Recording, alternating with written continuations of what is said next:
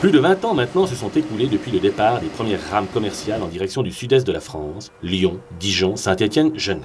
Par ailleurs, il est un secret pour personne aujourd'hui de savoir que le TGV n'a jamais déçu ses concepteurs et que commercialement le succès fut tel que le remboursement des crédits de la première ligne LGV fut quasiment réglé en 10 ans. Dans la foulée, avec les années qui suivirent, il fut possible d'étoffer conséquemment l'offre TGV, grâce notamment à la finition de la ligne LGV. De multiples et nouvelles destinations ont pu depuis être ainsi affichées à l'horaire.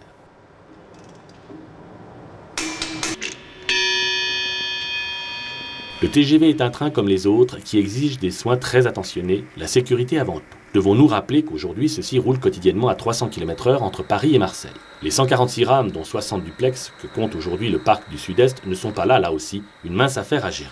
C'est pourquoi nous avons souhaité d'aller derrière la vitrine éclatante qu'est le TGV, afin de faire connaissance de deux lieux bien distincts, essentiels et inconnus du grand public, que sont les établissements de maintenance des TGV, situés à Villeneuve-Saint-Georges et Paris-Conflans.